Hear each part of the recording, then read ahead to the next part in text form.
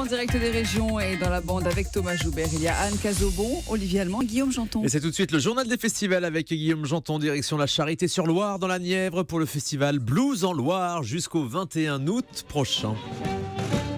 Baby, please don't go. Baby, please don't go. Et oui, depuis dimanche, la commune de la Charité-sur-Loire vibre au rythme des musiciens et des chanteurs de blues, un genre musical né dans les champs de coton au 19e siècle dans le sud des États-Unis. Alors à l'époque, les esclaves chantaient le blues pour exprimer leur tristesse et leur colère.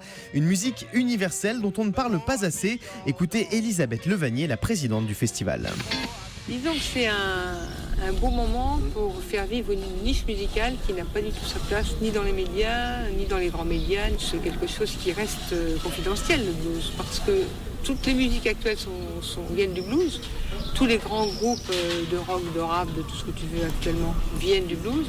Mais en fait, le blues est toujours resté la musique de la limite. Oui.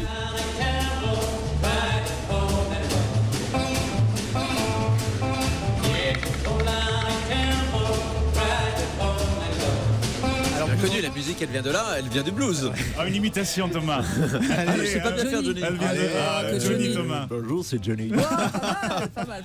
Incroyable. Alors, Blues en Loire, c'est un festival qui n'a cessé de croître depuis sa création il y a 14 ans. Au départ, l'événement était une simple nuit du blues au bord de la Loire avant de devenir un festival annuel de 2 jours, puis 4, puis 8 cette année. À ce rythme-là, dans 10 ans, il durera peut-être 6 mois. Alors évidemment, plus le festival grandit, plus il attire des artistes prestigieux. Et cette année, l'une des têtes d'affiche s'appelle Sandra Hall. Elle est originaire d'Atlanta et c'est un véritable monument du blues aux États-Unis.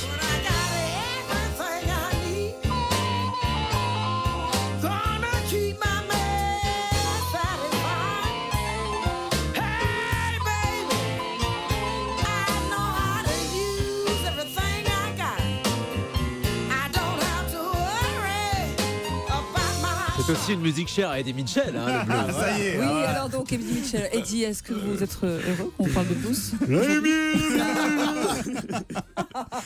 C'est une musique chère à Arthur aussi. Ah oui, Ça n'a aucun sens. Vous dites n'importe quoi, Guillaume. Voilà.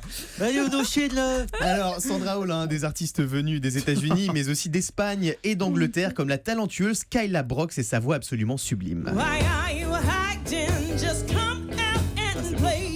It's a beautiful, beautiful, it's a beautiful day.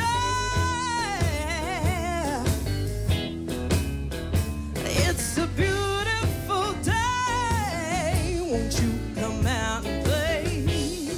Alors ce festival, il est à la fois prestigieux et avantageux puisqu'il s'adapte à tous les budgets. Le prix des places varie de 5 € à 125 € pour profiter de l'intégralité des concerts pendant toute la semaine. Mais Blues en Loire ne se résume pas au spectacle sur scène. Entre deux concerts, vous pouvez regarder des films passionnants sur l'histoire du blues aux États-Unis, apprendre à jouer du blues lors de masterclass. Je sais que vous adorez les stages de musique dans les festivals, mais aussi improviser quelques pas de danse dans les rues de la Charité-sur-Loire pour le plus grand plaisir des artistes sur place. Peut-être pas des riverains en revanche. Écoutez le chanteur Arnaud Fradin au micro européen de Bradley Dessouza. On joue des fois devant des publics qui dansent, quoi, tout simplement. Donc c'est une musique qui est à la fois pour s'écouter, mais aussi pour se danser. Et on aime bien que les gens soient à la fois à l'écoute et en même temps aussi, à certains moments dans le concert, dans le mouvement, quoi.